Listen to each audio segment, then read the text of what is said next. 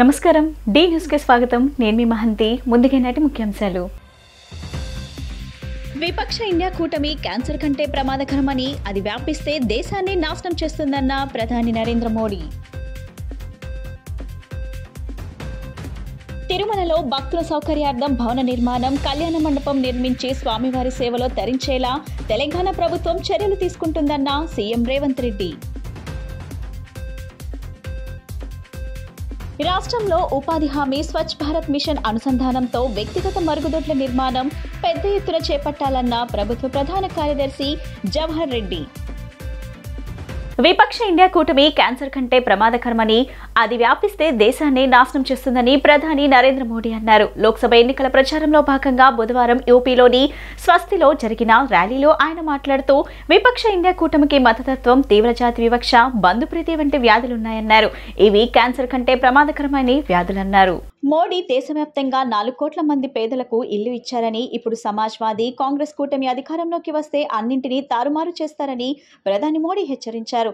విపక్షాలు గెలిస్తే పేదలకు తాము నిర్మించిన ఇళ్లను గుంజుకొని వాటిని తమ ఓట్ బ్యాంకుగా పంచివేస్తాయని ఆరోపించారు. తాను ప్రారంభించిన 50 కోట్లకు పైగా జన్ధన్ ఖాతాలను మూసివేసి ఆ డబ్బును వారు లాగేసుకుంటారని విమర్శించారు. మోడీ ప్రతి గ్రామానికి విద్యుత్ సౌకర్యం కల్పిస్తే విపక్షాలు విద్యుత్ కనెక్షన్లను కట్ చేసి మళ్లీ చీకట్లోకి తీసుకెళ్తున్నాయన్నారు. బీజేపీ ప్రతి ఇంటికి మంచినీరు అందిస్తే విపక్షాలు మీ ఇంటి పంపుల నుంచి నీటిని తీసుకువెళ్తాయని హెచ్చరించారు. ప్రజల కోసం 60 ఏళ్లుగా ఏమీ చేయని వారు మోడీని నిలువరించేందుకు ఏకమయ్యారన్నారు. యూపీలో అదే పాత ఫ్లాప్ సినిమాతో అదే పాత క్యారెక్టర్లు, పాత డైలాగులతో 2 వారసత్వ నేతలు బయలుదేరారని ఎద్దేవా చేశారు. కానీ వారి ప్రయత్నాలు ఫలించబోవన్నారు. भारत माता की मैं पाटेश्वरी मां के चरणों में प्रणाम करता हूं. भगवान बुद्ध और तीर्थंकर संभवनाथ प्रभु राम के पुत्र लवकुश की इस धरती को मैं नमन करता हूं. मैं हेलीकॉप्टर से देख रहा था कि जितने लोग यहां अंदर हैं उससे ज्यादा लोग बाहर हैं. अब यहां जगह भी नहीं बची है कि शायद वो अंदर आ पाएंगे कि नहीं आ पाएंगे, लेकिन वो इतना कष्ट उठाकर यहां तक आए हैं. न मैं उनके दर्शन कर पा रहा हूं, न वो मुझे देख पा रहे हैं, लेकिन उसके बावजूद भी इतना प्यार, इतने आशीर्वाद, जीवन में इससे बड़ी पूंजी क्या हो सकती है. తిరుమలలో భక్తుల సౌకర్యార్థం భవన నిర్మాణం కళ్యాణ మండపం నిర్మించి స్వామివారి సేవలో తరించేలా తెలంగాణ ప్రభుత్వం చర్యలు తీసుకుంటుందని సీఎం రేవంత్ రెడ్డి అన్నారు. అందుకు త్వరలో ఆంధ్రప్రదేశ్ ముఖ్యమంత్రిని కలిసి తిరుమల శ్రీవారి సేవలో తెలంగాణ ప్రభుత్వాన్ని భాగస్వామిగా చేయాలని విజ్ఞప్తి చేశానని ఆయన తెలిపారు. తెలంగాణ ముఖ్యమంత్రి రేవంత్ రెడ్డి తన కుటుంబ సభ్యులతో కలిసి నేడు తిరుమల శ్రీవారిని దర్శించుకున్నారు. టీటీడీ ఈవో ఏవి ధర్మారెడ్డి వారికి స్వాగతం పలికి దర్శన ఏర్పాట్లు చేశారు. రేవంత్ ఇవాళ ఉదయం శ్రీవారికి తన మనవడి పుట్టింట్రుకలను మొక్కుగా చెల్లించారు. అనంతరం 8:30 గంటలకు వీఐపీ బ్రేక్ దర్శన సమయంలో కుటుంబ సభ్యులతో కలిసి శ్రీవారిని దర్శించుకున్నారు. ఆ తర్వాత రంగనాయకుల మండపంలో ఆయన కుటుంబానికి పండితులు ఆశీర్వచనం అందించారు. టీటీడీ ఈవో ధర్మారెడ్డి స్వామివారి తీర్థ ప్రసాదాలు చిత్రపటాన్ని అందజేశారు. దర్శనం అనంతరం సీఎం రేవంత్ రెడ్డి మీడియాతో మాట్లాడుతూ గత సంవత్సరంలో వర్షాలు కురవకపోయినా ప్రస్తుతం రాష్ట్రంలో నీటి సమస్యలు తీరాయని చెప్పారు. కాంగ్రెస్ పాలనలో తెలంగాణ రైతులు సంతోషంగా ఉన్నారని పేర్కొన్నారు. ఏపీలో ఏర్పడే ప్రభుత్వంతో సత్సంబంధాలు ఉండాలని ఆకాంక్షించారు. తెలుగు రాష్ట్రాల ప్రజలు సుఖ సంతోషాలతో ఉండాలని ప్రార్థించినట్లు తెలిపారు. స్వామివారి ఆశీస్సులు తెలుగు రాష్ట్రాలు అభివృద్ధి చెందాలని వ్యాఖ్యానించారు.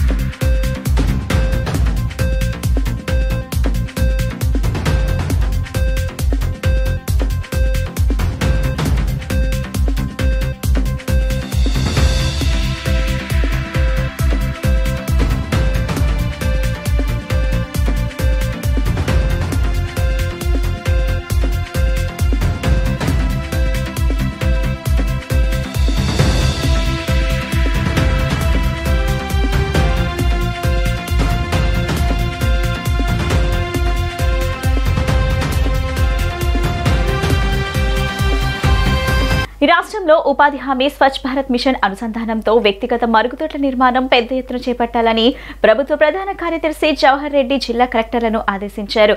తాగునీటికి ఎటువంటి ఇబ్బందులు లేకుండా చూడాలని సూచించారు. తాగునీరు, ఉపాధి హామీ పనులు, విద్యుత్ సరఫరా పరిస్థితులపై మంగళవారం రాష్ట్ర సచివాలయం నుండి ప్రభుత్వ ప్రధాన కార్యదర్శి కెఎస్ జవహర్ రెడ్డి జిల్లా కలెక్టర్లతో వీడియో సమావేశం నిర్వహించారు.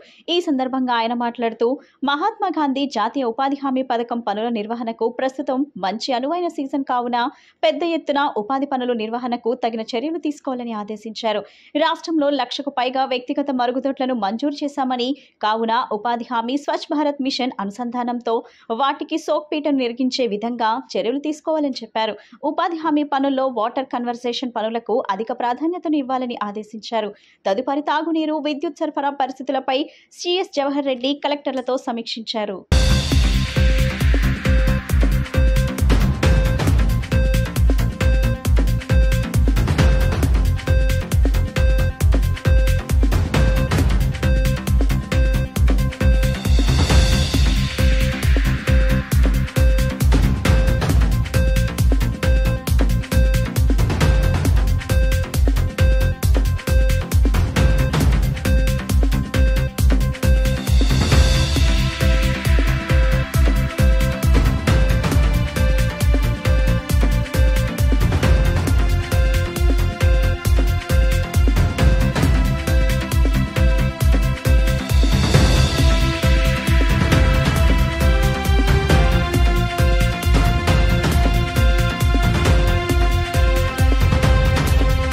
దొడ్డు రకం వడ్లను కొనుగోలు చేసేందుకు కేంద్రం సిద్ధంగా ఉందని, అలాంటప్పుడు వాటిని కొనేందుకు కాంగ్రెస్ ప్రభుత్వానికి వచ్చిన ఇబ్బంది ఏమిటి అని కేంద్ర మంత్రి బీజేపీ తెలంగాణ రాష్ట్ర అధ్యక్షుడు కిషన్ రెడ్డి అన్నారు. కాంగ్రెస్ నేతలు రుణమాఫీ చేస్తామని చెప్పి రైతులను మోసం చేశారన్నారు. డిసెంబర్ 9న రుణమాఫీ చేస్తామని చెప్పి ఆ తర్వాత 15 ఆగస్టు అంటున్నారని మండిపడ్డారు. వడ్లకు 500 రూపాయలు బోనస్ ఇస్తామని చెప్పారని, కానీ సన్న రకం వడ్లకే అని ఇప్పుడు సన్నాయి నొక్కులు నొక్కుతున్నారని కేంద్ర మంత్రి బీజేపీ తెలంగాణ రాష్ట్ర అధ్యక్షుడు కిషన్ రెడ్డి ఆగ్రహం వ్యక్తం చేశారు. రాష్ట్రంలో 80% దొడ్డు వడ్లనే పండిస్తారన్నారు. చాలా తక్కువ మంది రైతులే సన్న రకం పండిస్తారన్నారు. కాంగ్రెస్ ప్రభుత్వం బోనస్ పేరుతో రైతులను మోసం చేసిందని ఆరోపించారు. రైతులకు ప్రభుత్వానికి కేంద్రం అన్ని రకాలుగా అండగా ఉంటుందన్నారు. రబీ సీజన్లో పెద్ద మొత్తంలో ధాన్యం సేకరించడానికి కేంద్రం ఒప్పందం కుదుర్చుకుందన్నారు. గతంలో బీఆర్ఎస్, ఇప్పుడు కాంగ్రెస్ ప్రభుత్వాలు రైతులను మోసం చేస్తున్నాయన్నారు. ధాన్యం తడిసిన కొనుగోలు కేంద్రాలకు తరలించి వారాలు గడుస్తున్నా పట్టించుకోవడం లేదన్నారు. మార్కెట్ ఏడ్ల వద్ద అన్నదాతలు పడిగాపులు కాస్తున్నారన్నారు. మంగళవారం 75,000 టన్నుల ధాన్యం మాత్రమే కొనుగోలు చేశారని, పరిస్థితి ఇలాగే ఉంటే కొనేందుకు మరో 2 నెలలు పడుతుందని ఆందోళన వ్యక్తం చేశారు. మీకు ఇచ్చేస్తుంది, ఒకవేళ ధాన్యం ఉంటే మీరు అమ్మకండి, మా ప్రభుత్వం వచ్చేంత వరకు ఆగండి, 500 బోనస్ ఇస్తామని చెప్పి ఊరూరా తిరిగినటువంటి రాహుల్ గాంధీ, రేవంత్ రెడ్డి ఈరోజు మరి ప్రజలను ఈరోజు అన్యాయానికి గురి చేస్తూ ఉన్నారు. గ్యారంటీ కార్డుతో వరి పంటకు క్వింటాల్కు 500 రూపాయలు బోనస్ అని ప్రకటించి ఈరోజు సన్న వడ్లకు మాత్రమే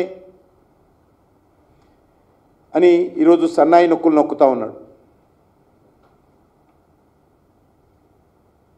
రైతులు వరి పండిస్తారు తెలంగాణలో విషయము అందరికీ తెలుసు. 80% పైగా పంట దొడ్డు వడ్లే, దొరిధాన్యమే పండిస్తారు.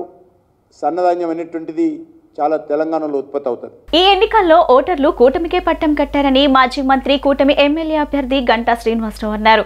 నిజంగా ఫలితాలు వచ్చిన తర్వాత జగన్ షాక్ గురి కావాల్సిందేనని గంటా శ్రీనివాసరావు అన్నారు. మంత్రి బొత్స సత్యనారాయణ మాటలంతా ఒక మైండ్ గేమ్ అని, ఆయన చెబుతున్న ప్రమాణ స్వీకారం మాటలను ప్రజలు విని నవ్వుకుంటున్నారని వ్యాఖ్యానించారు.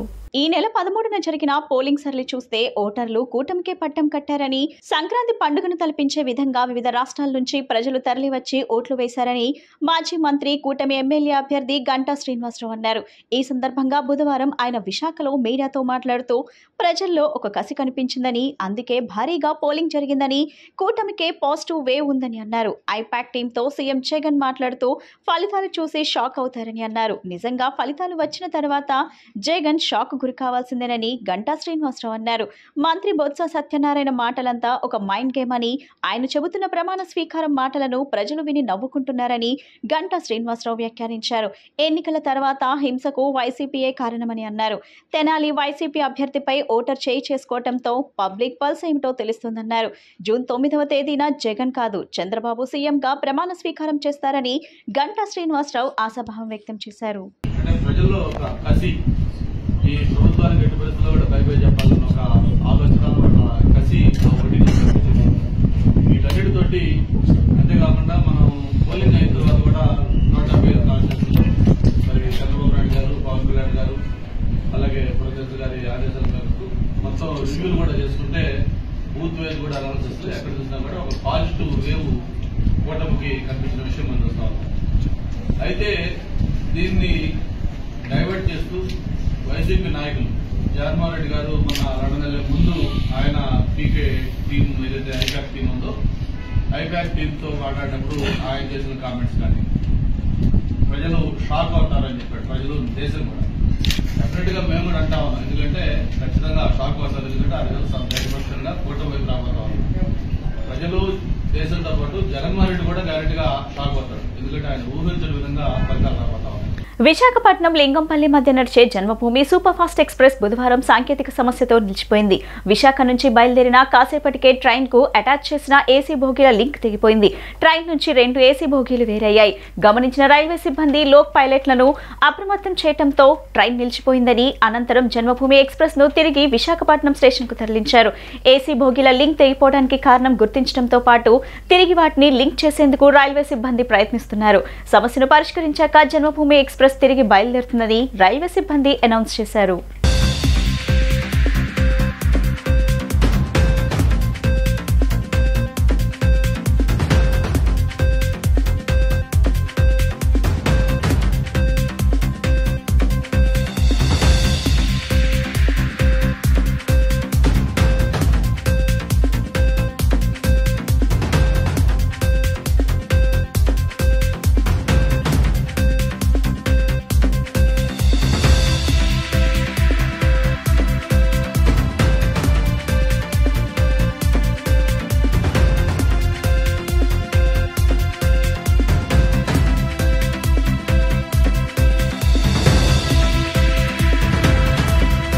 రోజు మాచర్లలో 7 ఘటనలు జరిగాయని సీఈఓ ముఖేష్ కుమార్ మీనా తెలిపారు. ఈవీఎంలు ధ్వంసం చేశారని, ఘటనలన్నీ వెబ్ కాస్టింగ్ ద్వారా పరిశీలించామని అన్నారు. ఈవీఎం ధ్వంసం చేసిన డేటా భద్రంగా ఉందని ఆయన స్పష్టం చేశారు. రాష్ట్ర సచివాలయంలో ఏర్పాటు చేసిన విలేకరుల సమావేశంలో సీఈఓ ముఖేష్ కుమార్ మీనా మాట్లాడుతూ డేటా భద్రంగా ఉండటం వల్ల కొత్త ఈవీఎంలతో పోలింగ్ కొనసాగించమని అన్నారు. డేటా భద్రంగా ఉండటం వల్లే రీపోలింగ్ నిర్వహించలేదని స్పష్టం చేశారు. ధ్వంసం ఘటనలపై తర్వాత విచారణ ప్రారంభించామని సిట్కు పోలీసులు అన్ని వివరాలు అందించారని అన్నారు. 20న రెంటిచింతల ఎస్ఐ కోర్టులో మెమో దాఖలు చేశారని, మొదటి నిందితుడిగా పిన్నెల్లిని ఎస్ఐ పేర్కొన్నారని తెలిపారు. 10 సెక్షన్ల కింద పిన్నెల్లిపై కేసులు పెట్టారని, 7 ఏళ్ల వరకు శిక్షలు పడే అవకాశం ఉందని స్పష్టం చేశారు. ఈవీఎం ధ్వంసం చేసిన ఘటనను సిగ్గుమాలిన చర్యగా ఈసీ పేర్కొందని, ఇలాంటి ఘటనలపై తక్షణమే కఠిన చర్యలు తీసుకోవాలని ఆదేశించిందని పేర్కొన్నారు. స్వేచ్ఛాయుత ఎన్నికల నిర్వహణలో వైఫల్యంగా ఈసీ గుర్తించిందని, ఈవీఎం ధ్వంసంపై దర్యాప్తు జరుగుతుంది, ఇంతకు మించి మాట్లాడలేనని స్పష్టం చేశారు. ఘటన తర్వాత ఈసీ ఆదేశాలతో అనేక బదిలీలు జరిగాయని అన్నారు. పోలీసుల విచారణ కొనసాగుతుందని, నిందితుల కోసం గాలింపు కొనసాగుతుందని, త్వరలోనే నిందితులను అరెస్ట్ చేశారని భావిస్తున్నానని, సిట్ విచారణ కొనసాగుతుందని ఆయన పేర్కొన్నారు. పోలింగ్ రోజు మనకు 9 పోలింగ్ స్టేషన్స్లో టోటల్గా మొత్తం రాష్ట్రంలో ఈవీఎం డ్యామేజ్ చేయడం జరిగింది. ఈవీఎం డ్యామేజ్ అంటే కొంతమంది బయట నుంచి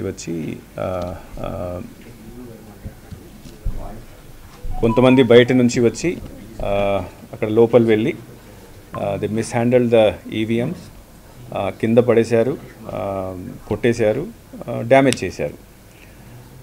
దాంట్లో మెయిన్లీ మాచర్లలో 7 ఇన్సిడెంట్స్ జరిగినాయి. మాకు 12:30 ఆ రోజు 12:30 నుంచి 1:30 వరకు ఎన్ని ఇన్సిడెంట్స్ జరిగినాయి. దాంట్లో ఒక ఇన్సిడెంట్లో పోలింగ్ స్టేషన్ నెంబర్ 202లో, తర్వాత మిగతా అన్ని పోలింగ్ స్టేషన్ సంబంధించి మనము సీసీ కెమెరాస్ అక్కడ పెట్టడం జరిగింది, అంటే వెబ్ కాస్టింగ్ చేయడం జరిగింది. ఈ వెబ్ కాస్టింగ్ యాక్చువల్లీ దీనికి మెయిన్ ఉద్దేశం అంటే అక్కడ జరుగుతున్న ఇఫ్ ఎనీథింగ్ ఈజ్ హ్యాపెనింగ్ అంటే బయట వాళ్ళు లేకపోతే లోపల పోలింగ్ స్టేషన్లో పనిచేసిన వాళ్ళు పోలింగ్ ఆఫీసర్స్ ఎలా పనిచేస్తున్నారు, కరెక్ట్గా చేస్తున్నారా లేదా, పోలింగ్ సరిగ్గా జరుగుతుందా లేదా, తర్వాత బయట నుంచి వచ్చి ఎవరైనా గొడవ చేస్తున్నారా లేదా, ఇవన్నీ దాంట్లో రికార్డ్ అవుతాయి. సో స్పెషలీ మాచర్లలో మేము 100% వెబ్ కాస్టింగ్ పెట్టడం జరిగింది. బికాజ్ అక్కడ ముందు నుంచి కొన్ని అల్లరి ఏదో జరుగుతాయి. We are having some apprehension. So ఈ అన్ని పోలింగ్ స్టేషన్స్ ఎక్కడెక్కడ ఈ ఇన్సిడెంట్ జరిగినాయి ఆ వెబ్ కాస్టింగ్లో రికార్డ్ చేయడం జరిగింది. ఆ రికార్డ్ చేసిన తర్వాత 2 విషయాలు ఎలక్షన్ కమిషన్ చూస్తుంది. ఒకటి, అక్కడ మనము పోలింగ్ని కంటిన్యూ చేయొచ్చా లేదా. సెకండ్ థింగ్ ఈజ్ దట్ అక్కడ ఎవరు ఈ గొడవలు చేశారు వాళ్ళ మీద ఏం యాక్షన్ తీసుకోవాలి, ఎట్లా తీసుకోవాలి. సో ఫస్ట్ ఇష్యూకి వస్తే ఆ రోజు బెల్ ఇంజనీర్ వచ్చి ఇవన్నీ పోలింగ్ స్టేషన్లో చూసేసి అక్కడ డేటా భద్రంగా ఉంది, సెక్యూర్ ఉంది కాబట్టి అక్కడ పోలింగ్ కంటిన్యూ చేయడం జరిగింది కొత్త మెషిన్స్ పెట్టిన తర్వాత.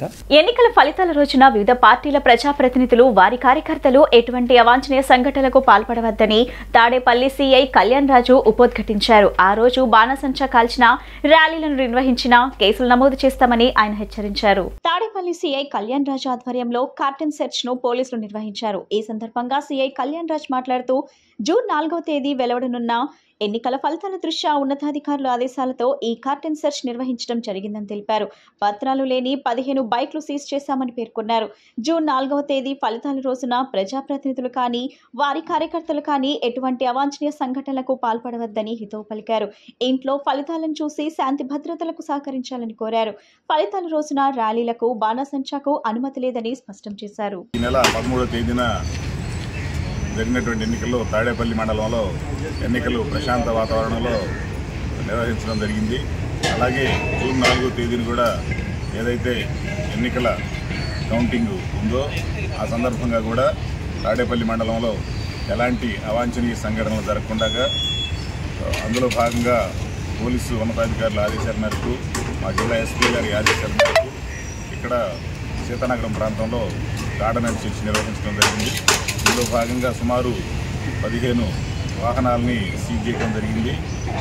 ఈ సందర్భంగా ప్రజలందరికీ, తాడేపల్లి మండలందరికీ విజ్ఞప్తి ఏంటంటే, రాష్ట్రంలో వాతావరణం చూస్తూ ఉన్నాము. కొన్ని ప్రాంతాల్లో ల్యాండ్ ఆర్డర్ భంగం కలిగి హింసాత్మక సంఘటన జరిగిన సందర్భం.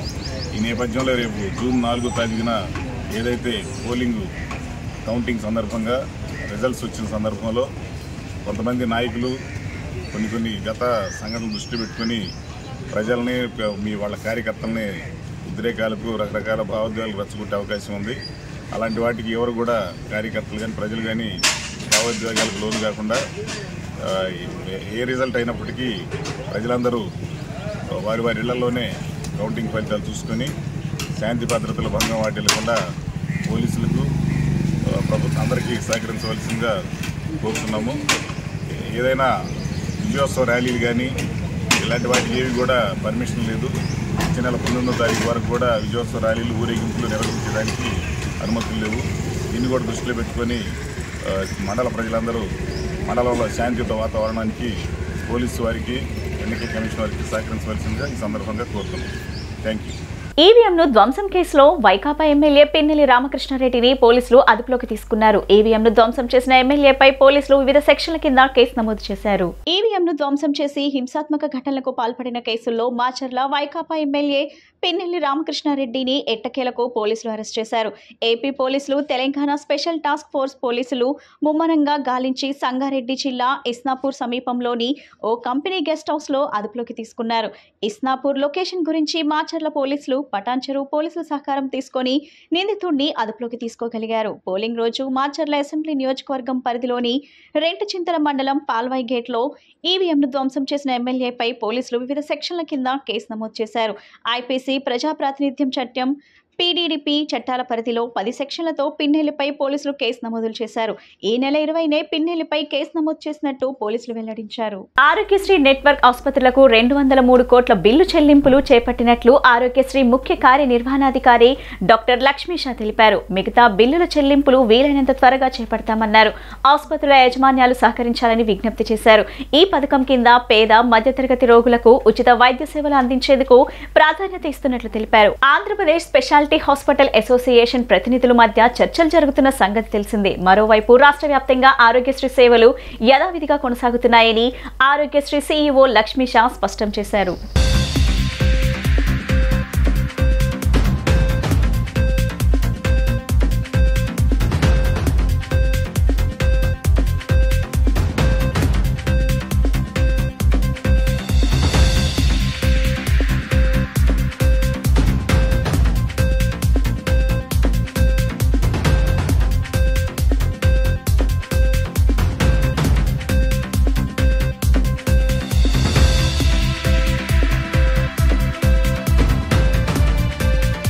భారతీయ వాతావరణ శాఖ ముఖ్యమైన అప్డేట్ ఇచ్చింది. నైరుతి రుతుపవనాలు కేరళ తీరాన్ని మే 31వ తేదీ వరకు చేరే అవకాశాలు ఉన్నట్లు ఐఎండీ పేర్కొంది.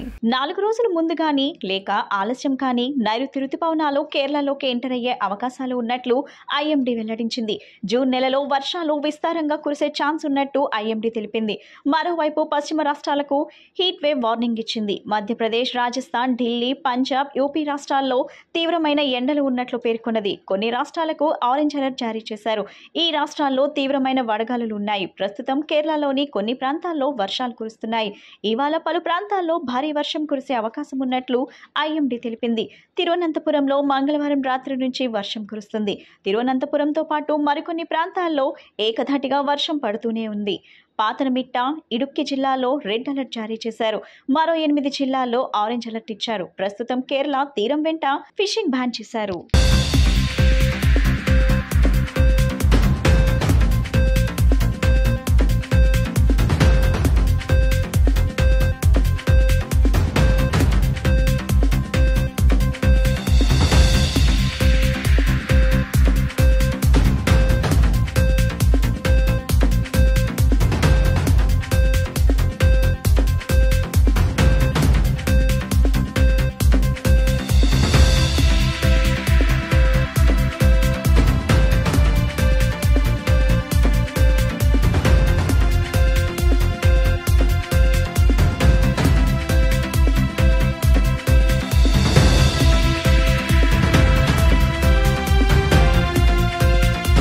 గుంటూరులో దారుణ హత్య జరిగింది. స్థానిక అరండల్పేట పోలీస్ స్టేషన్ పరిధిలోని Sanjeevaiah Nagar main road Srinivas chicken center ఎదురుగా రోడ్డుపై రియల్ ఎస్టేట్ వ్యాపారి కంచర్ల దేవానందం దారుణ హత్యకు గురయ్యారు.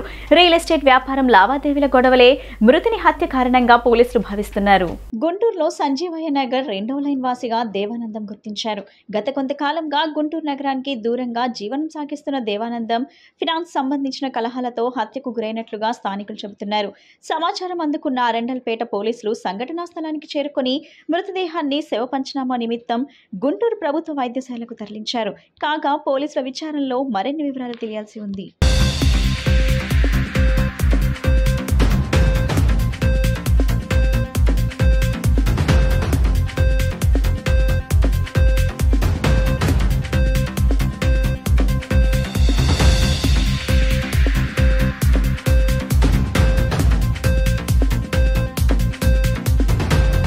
ఎన్నికల ఫలితాల్లో 175కి 175 అసెంబ్లీ సీట్లు గెలవడం ఖాయమని రాష్ట్ర విద్యాశాఖ మంత్రి బొత్స సత్యనారాయణ ధీమా వ్యక్తం చేశారు. ప్రజా సంక్షేమం పథకాల అమలు, అభివృద్ధి, విద్య, వైద్యం వీటితో పాటు పలు సంస్కరణల కారణంగానే ప్రజలు తరలివచ్చి ఓట్ల రూపంలో తమ ప్రభుత్వాన్ని ఆశీర్వదించినట్లు మంత్రి పేర్కొన్నారు. సంక్షేమం జరిగితేనే ఓటు వేయండి అని ప్రజలను ధైర్యంగా అడిగిన ఈ దేశంలో ఏకైక సీఎం వైఎస్ జగన్ మాత్రమేనని రాష్ట్ర విద్యాశాఖ మంత్రి బొత్స సత్యనారాయణ తెలిపారు. ఎన్నికల మేనిఫెస్టోలో పెట్టిన అన్ని పథకాలను అమలు చేసేందుకు రెండోసారి జగన్ సీఎం కావడం తథ్యమన్నారు. విపక్ష పార్టీలు వారు మేనిఫెస్టోను ప్రజల వద్దకు తీసుకువెళ్లడంలో కూడా విఫలం చెందారన్నారు. ప్రతి గ్రామానికి వెళ్లి క్షేత్రస్థాయిలో పరిశీలించి తర్వాత విమర్శలు చేస్తే బాగుంటుందని ఆయన అభిప్రాయం వ్యక్తం చేశారు. ఎన్నికల తర్వాత రాష్ట్రంలో జరిగిన దురదృష్టకరమైన సంఘటనలను తన రాజకీయ జీవితంలో ఎప్పుడూ చూడలేదన్నారు. ఎన్నికల్లో పోటీ చేసిన అగ్రనేతలందరూ వివిధ కారణాల వలన విదేశాల్లో ఉన్నారని అన్ని పార్టీలకు చెందిన కార్యకర్తలు సమన్వయం పాటించాలన్నారు. ఎన్నికల తర్వాత జరిగిన భౌతిక దాడులకు తాను వ్యతిరేకమన్నారు. ఎన్నికల్లో మేనిఫెస్టోలు వచ్చి అన్ని పార్టీలు మేనిఫెస్టోలు ఇచ్చాయి. అవి చూసి ప్రజలు ఓట్లేస్తారు. బాక్సుల్లో ఉన్నాయి. ఎవరు ధీమాలు మాట్లాడుతున్నారు. వైసీపీ పార్టీ అయితే తప్పకుండా అధికారంలోకి వస్తుంది. 175 వస్తుంది. 9వ తారీఖుని విశాఖపట్నంలో ప్రమాణ స్వీకారం అని చెప్పని ముహూర్తాన్ని కూడా చెప్పడం కూడా మా పార్టీ తరఫున పార్టీ వ్యక్తిగా ఆ విషయం కూడా మేము చెప్పాం. అలాగే మిగతా పార్టీలు కూడా వారి ఆలోచనని వారి అభిప్రాయాన్ని వారు పత్రికాముఖంగా చెప్పుకున్నారు. సోషల్ మీడియా ద్వారా వాళ్ళకున్న ఇంకో ఛానల్ ద్వారా కూడా వాళ్ళు మాట్లాడుకోవడం జరిగింది. నేను రోజున ఒక పత్రికలో బహుశా ఆంధ్రజ్యోతి అనుకుంటా ఎడ్యుకేషన్ డిపార్ట్మెంట్ మీద మళ్ళీ రాశారు. ఈ రాష్ట్రంలో విద్యా విధానం బాగులేదంటే మరి మన ఎన్నికల మేనిఫెస్టోలో మేము పెట్టాం కదా ఏమని, ఏదైతే జరుగుతున్న ప్రోగ్రామ్స్ ఏవైతున్నాయో విద్యలో కానీ వైద్యంలో కానీ రిఫార్మ్స్ ఏవైతే జరుగుతున్నాయో అవన్నీ మేము కొనసాగిస్తూ ఇంకా ఇంప్లిమెంట్ చేస్తామని మేము పెట్టాం. మరి ఎన్నికల మేనిఫెస్టోలని మరి ప్రతిపక్ష పార్టీలు ఎందుకు పెట్టలేదు, కూటమి ఎందుకు పెట్టలేదు? విధానాలు బాగులేనప్పుడు, ఈ విధానంలో డొంతం ఉన్నప్పుడు, ఈ విధానం వల్ల ప్రజలు నష్టపోతున్నప్పుడు దాన్ని మరి ఫ్లాగ్ చేసి చెప్పాలి కదా. మరి ఎందుకు చెప్పలేదు? చెప్పకంటే ఎన్నికలు అయిపోయి 3 రోజుల తర్వాత అయ్యగారు తెలిపిన తర్వాత అరుస్తున్నట్టు ఉంది అంతా చూస్తే. దానితో లెక్కలు ఇచ్చారు. నేను మీకు కూడా షేర్ చేస్తాను ఆ లెక్కలన్నీ కూడా. ఏది 2018-19 నుంచి ఎంతమంది స్టూడెంట్స్ ఉన్నారు ప్రభుత్వంలో, ఇప్పుడు ఎంతమంది స్టూడెంట్స్ ఉన్నారు, సుమారు 4 లక్షల మంది తగ్గిపోయారని ఇచ్చారు. అది వాస్తవం కాదు, అది వాస్తవ విరుద్ధం, అబద్ధం. యాక్చువల్గా ఇవాళ కమింగ్ 25 రేపు జూన్లో క్లాసెస్ స్టార్ట్ అవుతాయి కాబట్టి ఫస్ట్ స్టాండర్డ్ అది తీస్తూ ఇప్పుడున్నవారు 1 to 10th 38,61,199 మంది ఉన్నారు. పత్రికలో ఏమని వాళ్ళు పబ్లిష్ చేశారు? 35,69,506 అని పెట్టారు. అంటే సుమారు దగ్గర 3 లక్షల మంది పిల్లలు తక్కువ ఉన్నారనేది వాస్తవ విరుద్ధమైన ఇచ్చి ఇదంతా కూడా విద్యా విధానంలో లోపాలని పెట్టారు. వార్తలు ముగించే ముందు ముఖ్యాంశాలు మరోసారి. విపక్ష ఇండియా కూటమి క్యాన్సర్ కంటే ప్రమాదకరమని, అది వ్యాపిస్తే దేశాన్ని నాశనం చేస్తుందన్న ప్రధాని నరేంద్ర మోడీ. తిరుమలలో భక్తుల సౌకర్యార్థం భవన నిర్మాణం, కళ్యాణ మండపం నిర్మించి స్వామివారి సేవలో తరించేలా తెలంగాణ ప్రభుత్వం చర్యలు తీసుకుంటుందన్న సీఎం రేవంత్ రెడ్డి. రాష్ట్రంలో ఉపాధి హామీ స్వచ్ఛ భారత్ మిషన్ అనుసంధానంతో వ్యక్తిగత మరుగుదొడ్ల నిర్మాణం పెద్ద ఎత్తున చేపట్టాలన్న ప్రభుత్వ ప్రధాన కార్యదర్శి జవహర్ రెడ్డి. ఈ బులెటిన్ ఇంతటితో సమాప్తం. తిరిగి మరో బులెటిన్లో కలుద్దాం. నమస్కారం.